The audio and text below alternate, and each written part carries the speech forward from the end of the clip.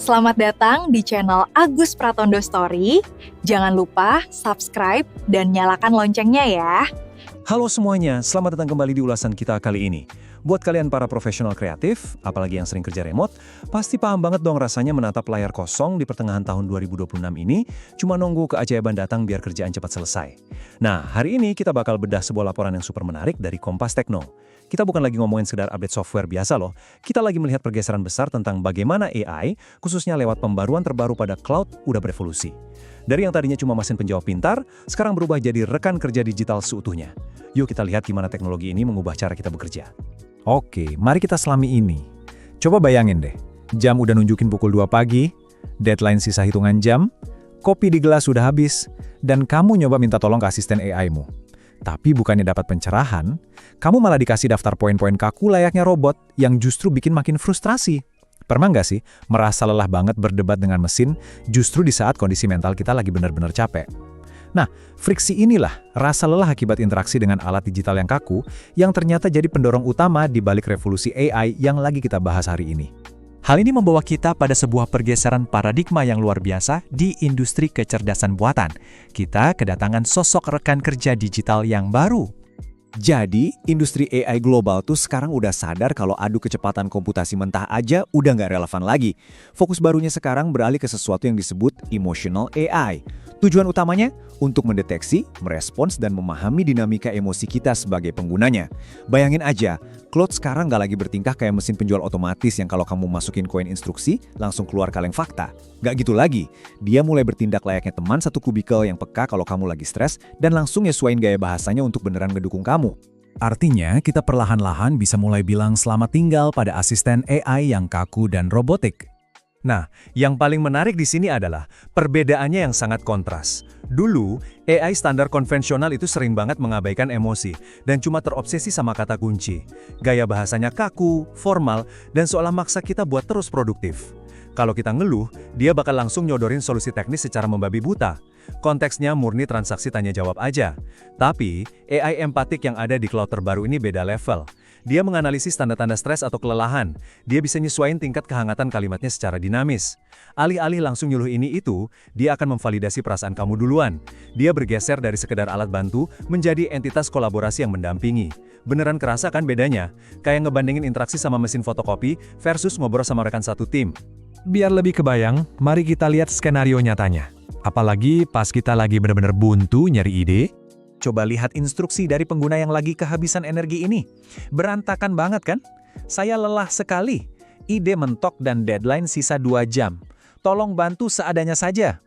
Sebagai desainer grafis, copywriter, atau freelancer yang kerja remote, kita pasti pernah deh ngetik kalimat putus asa kayak gini. Penggunaan titik-titik yang panjang, pemilihan kata lelah sekali, dan nada pasrah di akhirnya tuh kentara banget. Kalau AI konvensional, keluhan ini pasti diabaikan.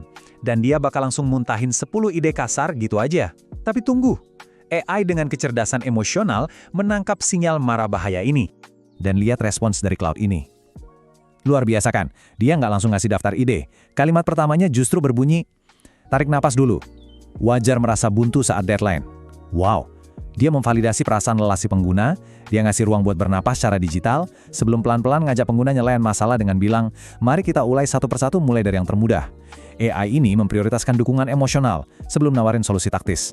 Bener-bener berasa kayak punya teman kantor sungguhan yang nepuk pundak kamu sambil naruh secangkir kopi hangat di meja kerja.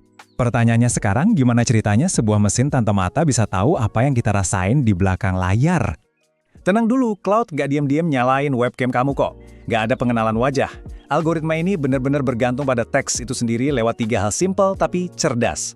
Pertama, lewat analisis struktur kalimat. Apakah kamu ngetik pakai kalimat panjang yang antusias atau kalimat pendek-pendek yang terputus-putus? Kedua, penggunaan tanda baca. Terlalu banyak tanda seru atau banyak titik-titik yang nunjukin keraguan? Dan ketiga, ritme interaksimu.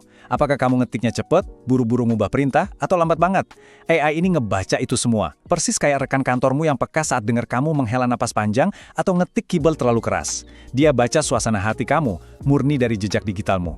Ada satu kutipan tajam dari laporan Kompas Tekno tanggal 17 Mei 2026 yang merangkum ini semua dengan sangat indah. AI terbaik bukanlah yang paling menyerupai ensiklopedia berjalan, melainkan yang tahu kapan harus mendengarkan dan bagaimana cara merespons manusia secara bermartabat. Garis bawahi kata bermartabat di situ. Aspek empati ini memang dirancang khusus buat ngurangin friksi mental dan kelelahan kognitif saat kita kerja bareng mesin setiap hari. Intinya, ini soal ngejaga kewarasan kita di tengah era digital yang serba ngebut ini. Tentu saja ngebahas mesin yang punya kecerdasan emosional pasti langsung nyenggol soal batasan etis.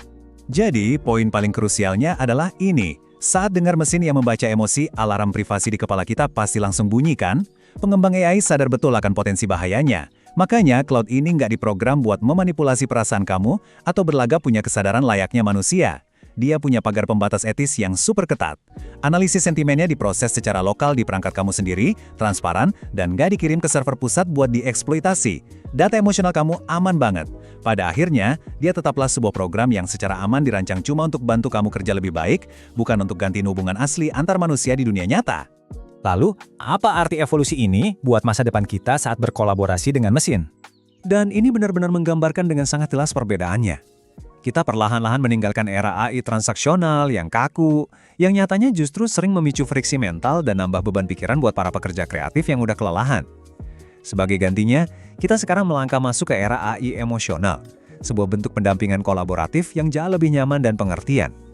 Di masa depan yang udah ada di depan mata ini, mesinlah yang beradaptasi dengan manusia, bukan lagi kita yang harus maksa-maksain diri bicara layaknya mesin.